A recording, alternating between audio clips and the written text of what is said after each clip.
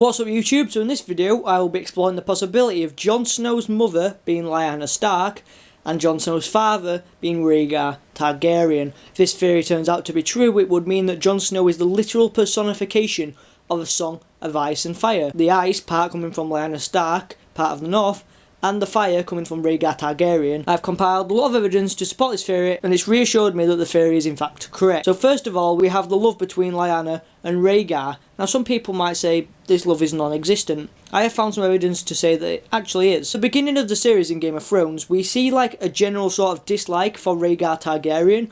However, throughout the rest of the series, when the viewpoint turns away from Robert's prejudice, we see that Rhaegar was in fact an honourable man. For example, he, Ned, wondered if Rhaegar had frequented brothels. Somehow he thought not. Game of Thrones, page 381. Here we have a piece of evidence from Lyanna. Robert will never keep to one bed, Lyanna had told him at Winterfell on the long night long ago when their father had promised her hand to the young lord of Storm's End. I hear he has gotten a child on some young girl in the Vale. Ned had held the babe in his arms. He could scarcely deny her, nor would he like to lie to his sister, but he assured her that what Robert did before their betrothal was of no matter, that he was a good man and true, who would love her with all his heart. Lyanna had only smiled. Love is sweet, dearest Ned, but it cannot change a man's nature.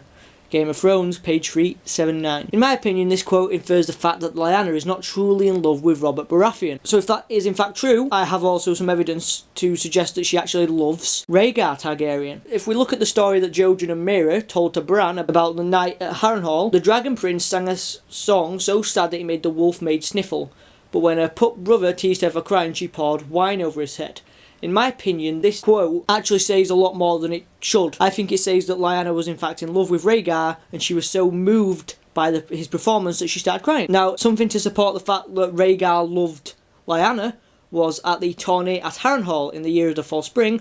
Rhaegar won the jousting contest, but instead of crowning his own wife, Elia, the Queen of Love and Beauty, he crowned Lyanna instead. Here we have a quote from Daenerys. Yet sometimes Dany would picture the way it had been. Her brother Rhaegar battling the usurper in the bloody waters of the Trident and dying for the woman he loved. Note that the quote doesn't say his wife or Elia, it says the woman he loved. And when Dany sees visions in the House of the Undying, rubies flew like drops of water from the chest of a dying prince, and he sank to his knees in the water and with his last breath murmured a woman's name. Clash of Kings, page 706. So if we look at it, there's obviously Rhaegar dying on the Trident. Yet, with his last breath murmured a woman's name. Not his mother's name, not his wife's name, not his lover's name, a woman's name. Does this in fact infer that the woman's name is Lyanna's name? I think so. And here we have a quote from Ned.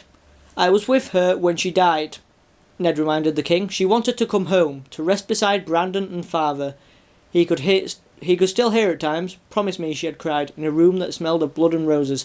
Promise me, Ned. The fever had taken her strength and her voice had been faint as a whisper. But when he gave her his word, the fear had gone out of his sister's eyes. Why was Lyanna so scared about where she was going to be buried? In my opinion, she wasn't scared about that. She was scared about Jon, her young son, being killed as a Targaryen because Robert was going around and murdering every single Targaryen he could find. Now, once again, we also have the part where Lyanna is described as being dying in a pool of blood. And in my opinion, I think this signifies childbirth. Unless she'd have been stabbed, then I'm not sure what it could have been other than childbirth. And also, if we have a look at the King's Guard as well, 3 members of the King's Guard was protecting Lyanna. What for? And not just 3 King's Guard, the best 3 King's Guard, who managed to slay 6 of Lord Eddard's companions. They might have been there to protect the unborn child. So following on from that, let's have a look at the evidence from Lord Eddard. So since Lord Eddard is described as an honourable man, one would think that he would feel guilty over the fact that he's lying to the world about Jon's parentage, and the fact that an honourable man would not father a bastard. Well, he certainly feels guilty over something. Throughout the book there are numerous references to the fact that he feels guilty for telling lies. These lies most likely have something to do with Jon or something as equally serious. Troubled sleep was no stranger to him, Ned. He had lived lies for 14 years, yet they still haunted him at night. Well, Snow is 14 at this time. This strongly implies that Eddard's 14 years of lies are about Jon. The fact that they still haunt him at night fits in with Lord Eddard's dream about blue roses and the Tower of Joy. If we look at Arya, after she's driven away Nymeria and Ned's found out, it was right, her father said, and even the lie was not without honour. So could he be in fact comparing Arya's lies to his own lies. And another quote from Lord Eddard: "Some secrets are safer kept hidden. Some secrets are too dangerous to share, even with those you love and trust." Could this be inferring that the secret of Jon's parentage was not shared with anyone, even his wife? Now here's a weird quote that I found. Ned fought, if it came to that, the life of some child I did not know against Robb and Sansa and Arya and Bran and Rickon. Now he's only included his true born children there, but yet he mentions Jon Snow a bit later in the quote. Even more so, what would Catelyn do if it were Jon's life against the children of her body? He did not know, he prayed he never would. And if we look at the evidence that's shown to us when Lord Eddard is in the Red Keep waiting to die, the thought of Jon filled Ned with a sense of shame, a sorrow too deep for words. If he could only see the boy again, sit and talk with him. Does this infer the fact that he's feeling shame over not ever telling Jon of his true parentage? Why, out of all his children, does Eddard want to talk with Jon before he dies? And a couple of pages earlier, Ned asks Varys if he could deliver a letter. Now, the contents of what the letter could have been can be heavily disputed, but it might have been a letter to Jon at the Wall telling him about his true parentage. And Bran has a dream, and as we all know, Bran is the next Green Seer. This could be a prophetic dream. I dreamed about the crow last night, the one with 3 eyes, obviously the Blood Raven.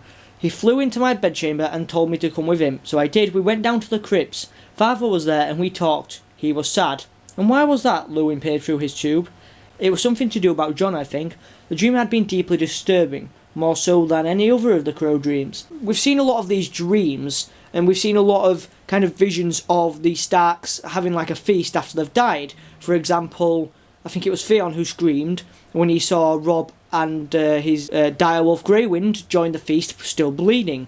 So if it's possible for there to be some sort of afterlife or some sort of way for consciousness to reach out in the Game of Thrones series, is it possible that this is an actual conversation between Lord Eddard and Brandon, and and the fact that Bran can't remember the entire dream? Could it be possibly that Lord Eddard has told Bran, and that's what was deeply disturbing? Some more evidence to this theory is that in the 8th Ned chapter in the Game of Thrones, Ned contemplates the significance of Robert's bastards, and as he thinks about that, his thoughts drift to Jon Snow, a logical path to take, but also to his sister Lyanna and the promise he made, and to Rhaegar Targaryen, implying some link between the 3 individuals. A piece of evidence that I've not seen anywhere, well, at least the second part of this evidence anyway, is that Arya is said to look like Lyanna and Jon is said to look like Arya. So much that Sansa seems to think that Arya was a bastard until her mother corrected her. And if we have a look at 4 out of 5 children of Lady Catelyn, 4 of the 5 are said to have Tully looks, Arya being the exception. And as we all know, is it possible due to the genetics that the female traits are expressed more, such as the auburn hair in the Tullys and the black hair in the Starks, and with Jon having Lyanna's looks? And at another point, Lord Eddard Stark says to Lady Catelyn, "He is my blood, that is all you need to know." Note the fact he doesn't say he is my son. He says he is my blood. So also Lyanna also has Lord Eddard Stark's blood. So anyway guys, thank you for watching this video. If you enjoyed the video, please leave a like and a comment below. I also have a Game of Thrones Twitter now, which has quite a few followers. If you want to follow that, the link will be in the description below. So thanks for watching.